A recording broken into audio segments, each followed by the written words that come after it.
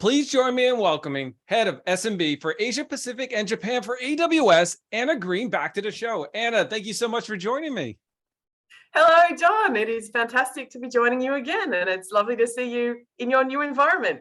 Oh, thank you so much. So, Anna, we've been trying to get together for a little bit back in June, July. It was actually going to be in person. We've had to reschedule, but now we are back and you're joining the podcast. And I really appreciate you taking the time out. This is going to be an awesome one.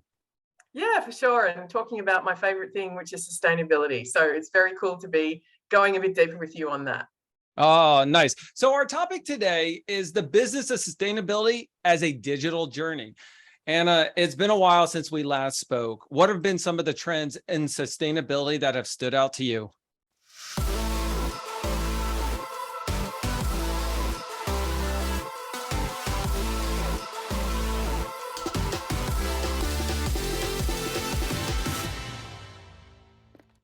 Yeah, and since we spoke, what's great, John, is we're seeing so much momentum in this space. And again, it's great because it really does make a difference, not just to the communities in which we live in, but from a global perspective. So we're seeing a lot of movement.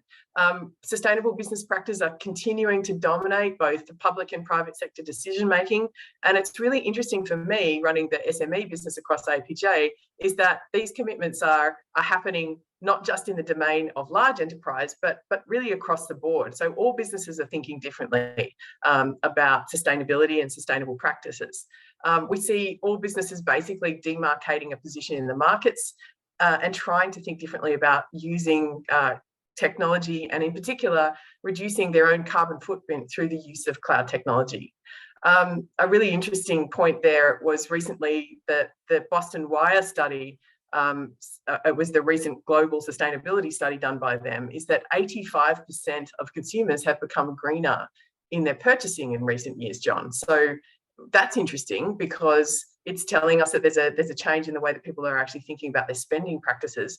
50% of customers rank sustainability as a top 5 value driver for them. So the relative importance of sustainability during the purchase process is changing, and it's going to continue to increase.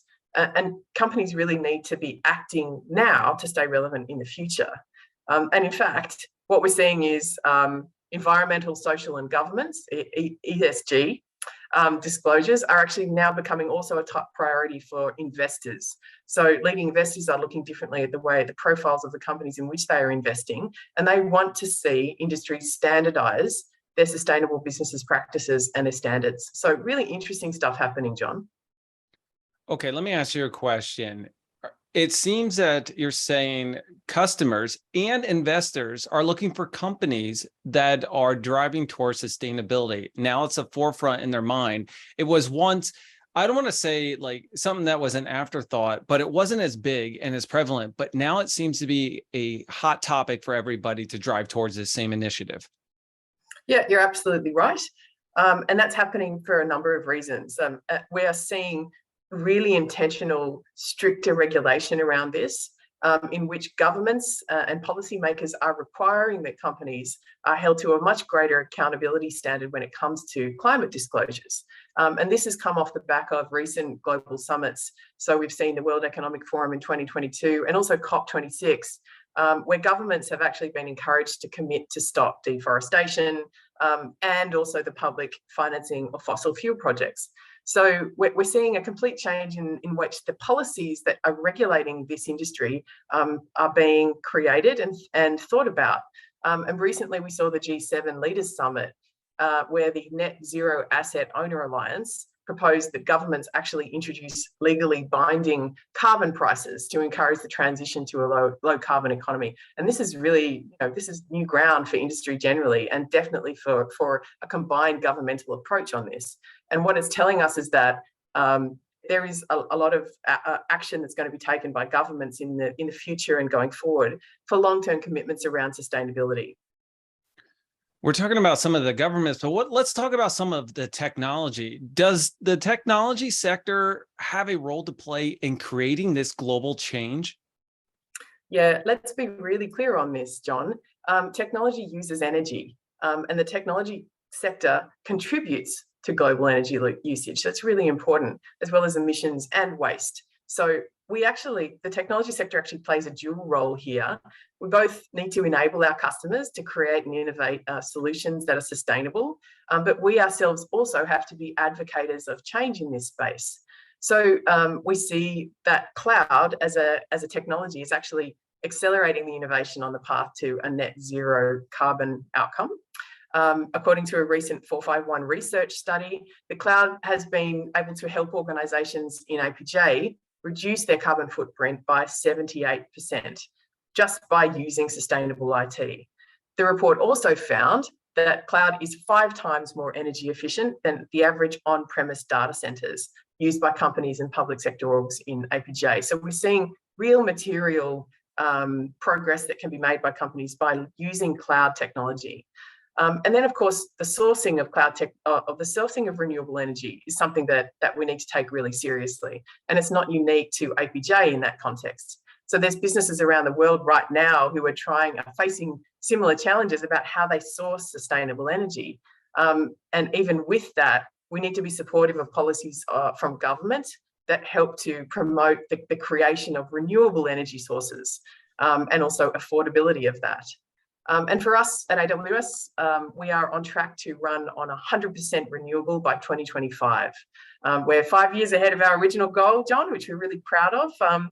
But, making the cloud run on wind and on sun and on hydropower is actually only a part of our responsibility that we as developers are seeing as important in a sustainability context. The other thing that I wanted to talk about was that we're seeing a real switch in the way that developers are thinking about switching off resources, right? So always on is a mantra that we use a lot, John, but it comes with a cost. So we're seeing that always on architecture is something that developers are thinking differently about as well when they are creating architectures for their own businesses. And as we've heard this mantra before, which is the greenest energy is the energy that we don't use. So it just means sustainability consciousness is starting to become part of architectural decisions, as well as the broader approach that we have towards influencing policy and using renewable energy. 2025 is just right around the corner. So that is a huge accomplishment to push it ahead 5 years, because when I always envision that my goal is 10 plus years out, it's like you never see that goal happen. But 2025, I mean, I can just see it happening when it's announced that you're 100% by that time. I want to talk about the always on mentality. As a developer or a business, having your application always on is very crucial. You always want it running. So does it mean like you want to start switching things off and have a delay in your application or a delay in the response, or you want to utilize some of the cloud services to scale when needed? Yeah, I think the latter, John. I think what we're trying to do is, obviously service to our customers is paramount. And that what we're seeing is that customers are choosing, they have the choice using cloud technology to be able to switch off and to be able to manage their carbon footprint, their sustainability outcomes with their business by making choices around the use of our technology. So it's not about not having the capacity to be always on, which absolutely we do using AWS.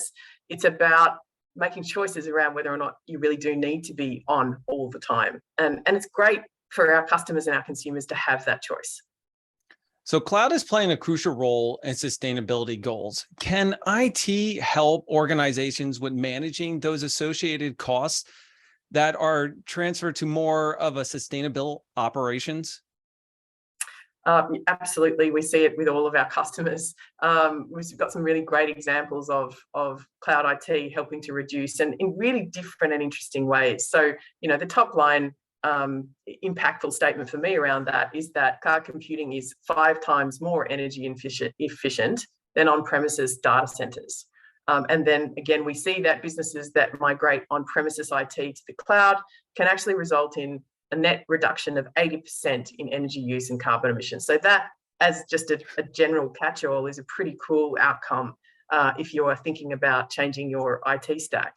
But we've got, as I said, some great customer examples. So Coca-Cola saved 20% on their energy and 9% on their water by using digital twins, IoT, and AI ML services to improve their processes. So they're using our services to think differently about a multiple different uses of resources in very different ways and impactful ways.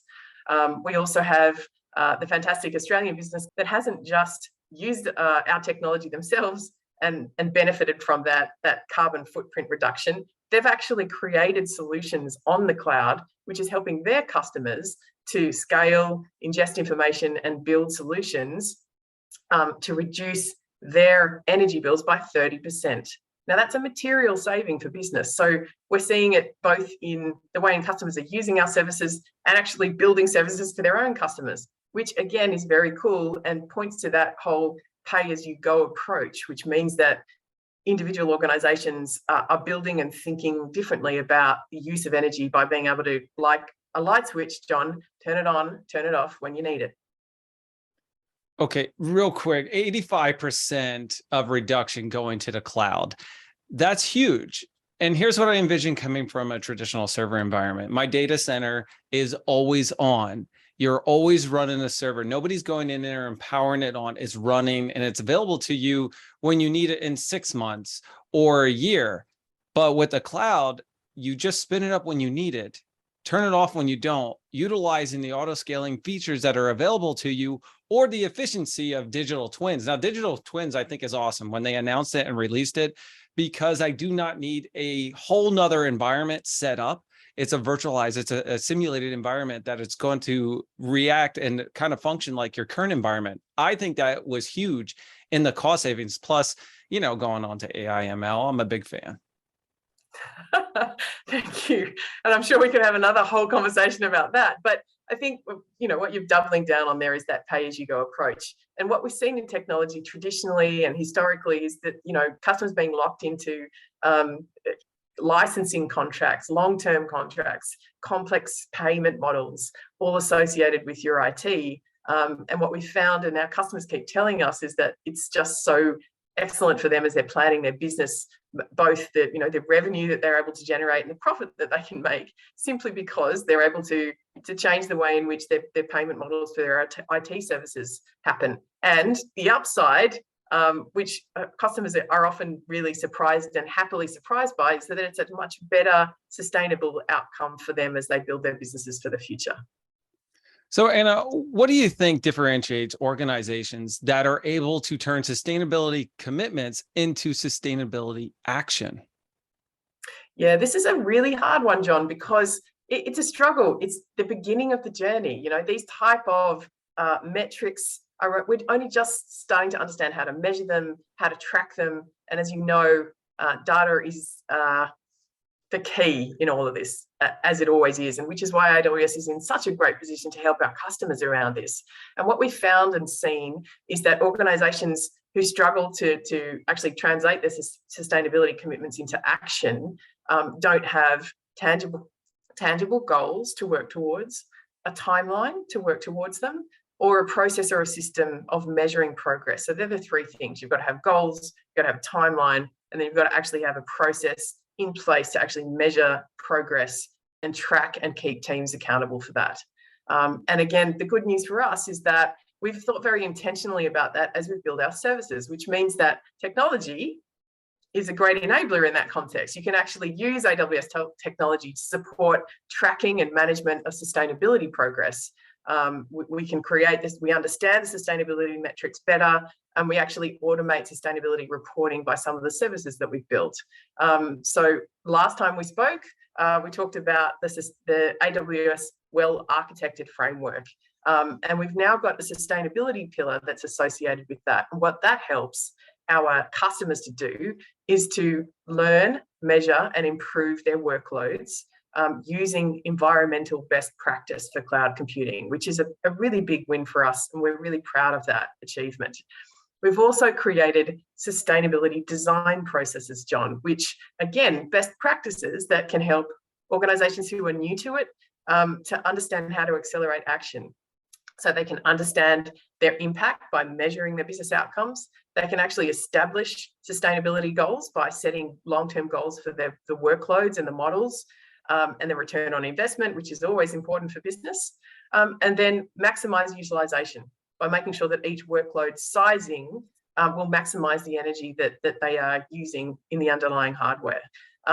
So again, lots of things that we're doing with our services, including, I think, finally, the AWS Customer Carbon Footprint Tool, which we're very proud of, which is a dashboard that provides our customers with the carbon footprint of their use of AWS services to support the carbon reduction goals.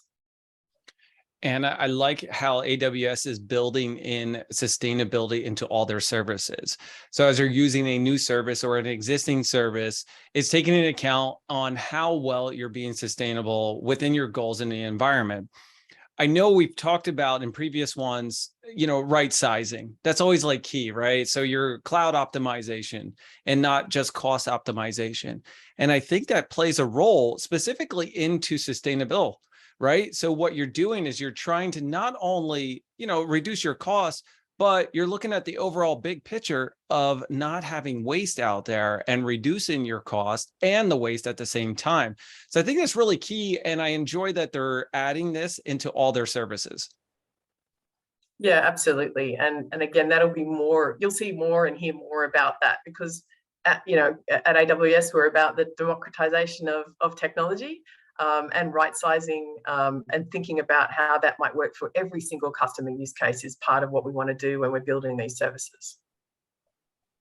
So, and I want to jump over to the partner ecosystem, because I know AWS is really geared towards a lot of the partners to help achieve some of these goals. Can you tell us more about the importance of the partner ecosystem in driving a sustainable impact? Yeah, I can. What I can tell you is that this conversation and these issues are not going to be solved by only one organization. It's a shared responsibility that we here at AWS share with everyone in the communities in which we operate. We take it seriously, and we really want to partner with as many different stakeholders in our environment to be able to drive sustainable outcomes for the world, for the business, and for the communities that we operate in.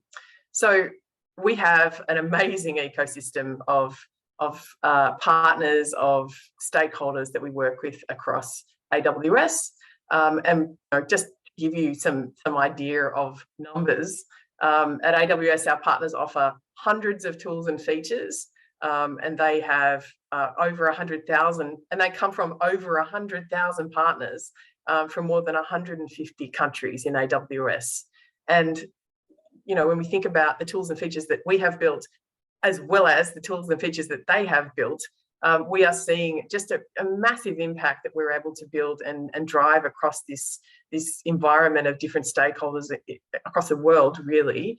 And then as of May 2022, for instance, we have more than 12,000 listings from over 2,000 sellers and more than 2 million current software subscriptions from over 325,000 active customers. The reason I'm giving you those numbers, John, is because it just doubles down on the message, which is AWS is absolutely committed to building and growing our sustainable outcomes with our customers. But we also have this amazing community of people who we work with to help them to build and grow sustainable products, services, and think differently about how to apply a sustainability goaling and metrics approach to their businesses as well. So it's not just us, it's everyone around us in the ecosystems that we work in. And we make sure that we are really focused on helping our customers, our partners, governments, and communities around us to think about how to drive sustainable outcomes. And I noticed that in the AWS Marketplace and the sustainability partners listings on AWS's website is huge. It's actually growing. Startups are definitely a key value that's playing a role in these, along with enterprises. So it's nice to see that not only is Amazon driving towards this goal, but we're doubling down on the partner ecosystem for sustainable startups and partners to help reach these goals out there.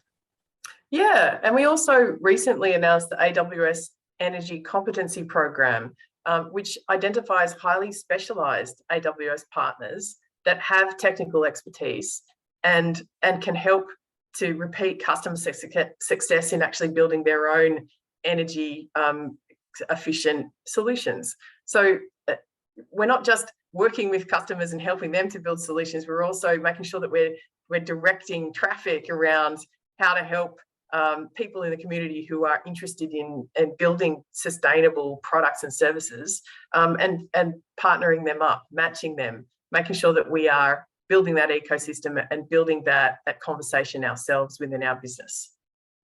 I think it's actually big of AWS to identify that they can't do this on their own and to leverage partners who can help not only in the sustainable area, but also for their customers, leading towards their number one leadership principle, customer obsessed. So, Anna, speaking of partners, I'd like to actually jump into a couple of examples. What are some of the most recent examples of partners driving sustainable change that have made an impression on you?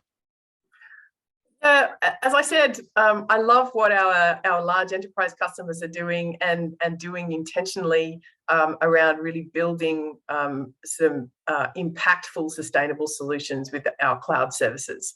But I, as the head of the SME business, am also deeply inspired by customers who are using our services to build solutions that are helping the communities in which they're operating here in APJ. One of those is Rubicon, a fantastic company who has actually created and offers devices that regulate water flow in big canal systems onto and within farms. They are using cloud computing to automate the distribution of water, which is, again, a really interesting and helpful use of cloud technology. Because of their focus, they've been able to make a really big difference to the sustainability outcomes of food on the planet. They've designed software and devices that orchestrate the delivery of water in really innovative ways. And what we're seeing through the use of that technology is that some farmers that they have helped to support are actually seeing water on their farms for the first time in 30 years. Now, I love that story because it's talking about an impactful use of technology in a really intentional way that is helping the communities in which they operate to not only are they saving money by saving energy by using cloud computing technology, they're also helping to change the way in which the world is able to access food and water. It's a pretty great outcome that's come from thinking differently about using technology. I think what they're doing is they are saving that money, but they're saving valuable resources, right? So the water, the resource from being and going elsewhere or being overused in a certain environment, they're actually redirecting into environments that could utilize it and have the most impact. Yeah. And it's, that's only one example, but it's the one that I pivot on because it's a really... I actually like that example. What I'd love to do is get a link to that example and share it out to everybody.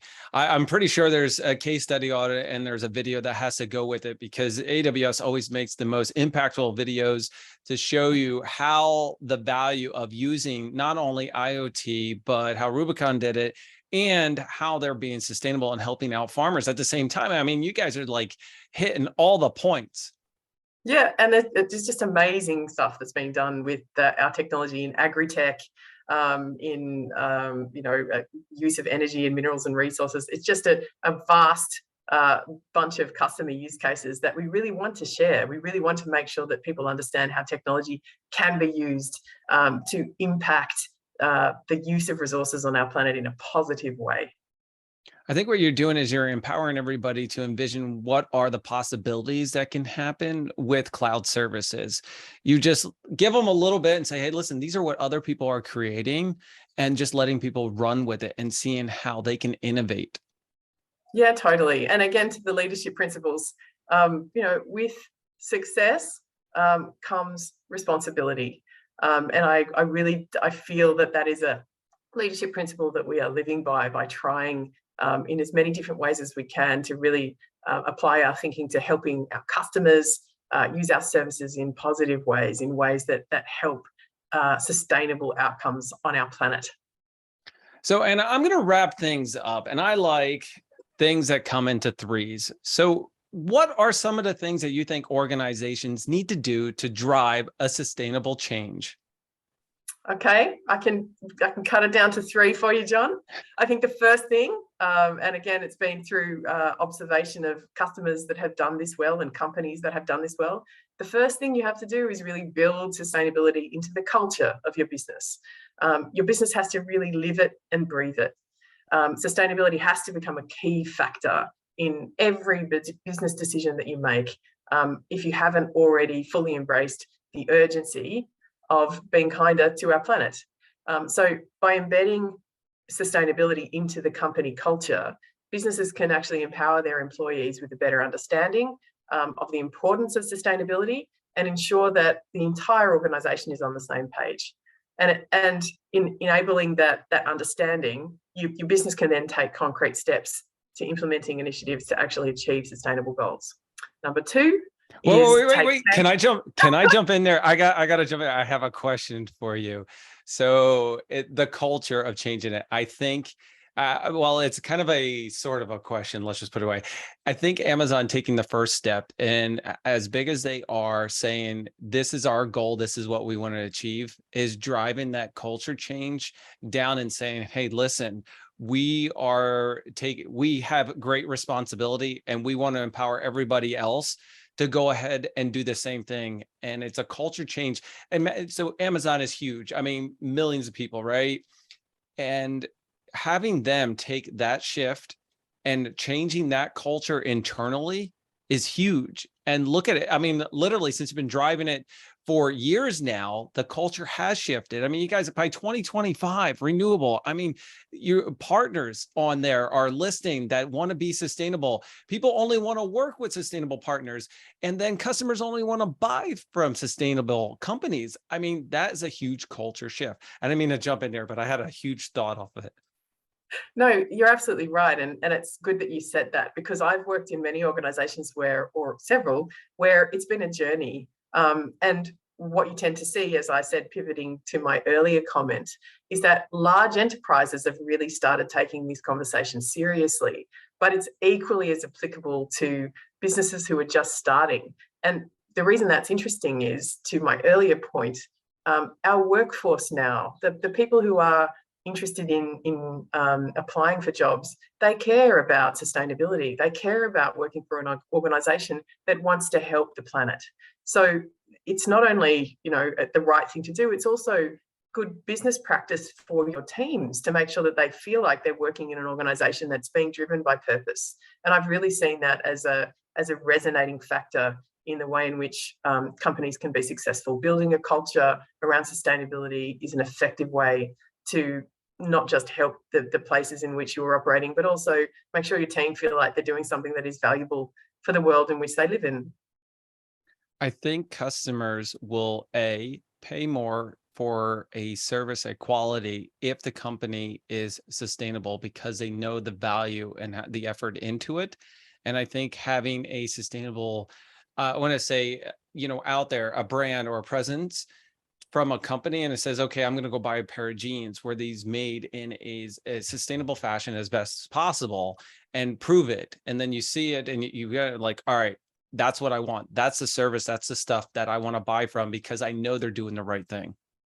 Yeah, which is why everything that we talked about right at the beginning, consumers are buying sustainability. It's one of the decisions that they are making when they are thinking about what they want to spend their money on. So it's a really important, and you don't have to, it's in no way is that cynical. That's actually the reality of the way that people think now, which is wonderful to me. It's fantastic, because I think about when I was growing up, John, which is, I'm sure, very much earlier than when you were growing up. No, I wouldn't. These are, no. things like recycling, things like, how am I using, do I turn off the light? Do I turn on the light? Do I use the heater? These are kind of like personal decisions that you make along the way. And you and I can both contribute to sustainable outcomes by managing that. But what's wonderful now, and what's really encouraging now, is that industry is involved in that conversation. Government is regulating that conversation. We are standardizing what needs to be done in that space. And we're seeing improvements, and we're seeing material change in the way that we approach these discussions. And we are doing something positive for the planet. And that makes me happy. So I believe we got to all three of those. We didn't call them out. So the first one you called out. The second one was the long-term and sustainable goals. And then the third one was the governments, and that, the organizations achieving sustainable goals, correct? Yeah, I'm amazed that you were able to summarize them so easily. But yes, that's exactly what we want to see. those three things.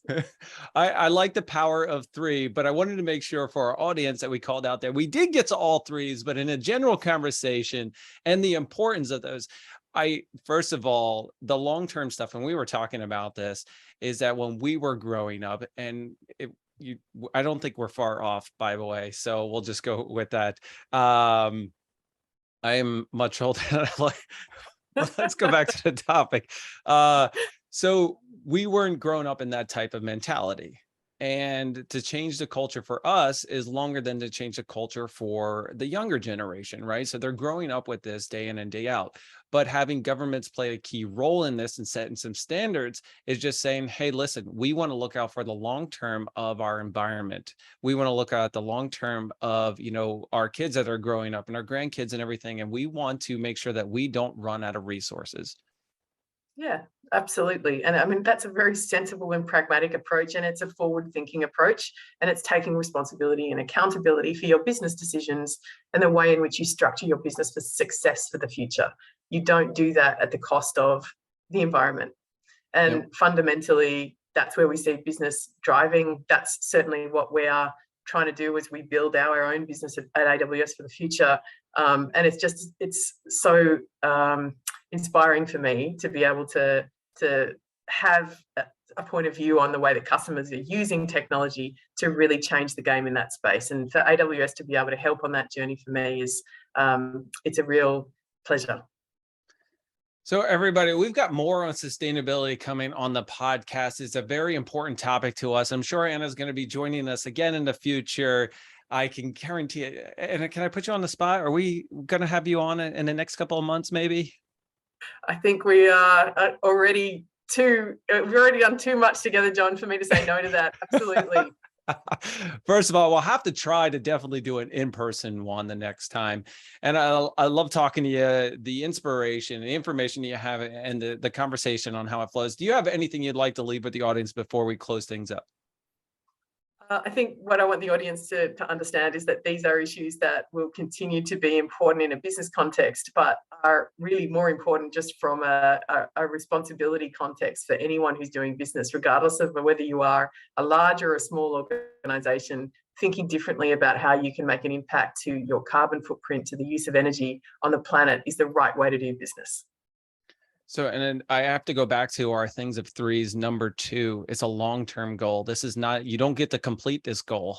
This is not something that you check this box off. Sustainability is here, and it's an everyday, every year type thing where you never actually accomplish the full aspect. You can accomplish it for being 100% sustainable, but there's always projects out there. There's always things that you need to achieve, and we have to keep striving towards them. And seeing that AWS is doing this first and Amazon as a whole is very inspiring.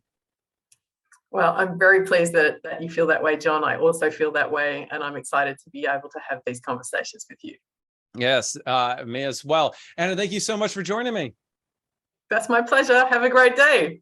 Yes, everybody. Anna Green, head of SMB for Asia Pacific and Japan at AWS. Thank you so much. I'm your host, John Myer. Don't forget to hit that like, subscribe, and notify, because guess what, folks? Anna, we're out of here. And wait, one more thing for you. Alexa, turn off podcasting lights.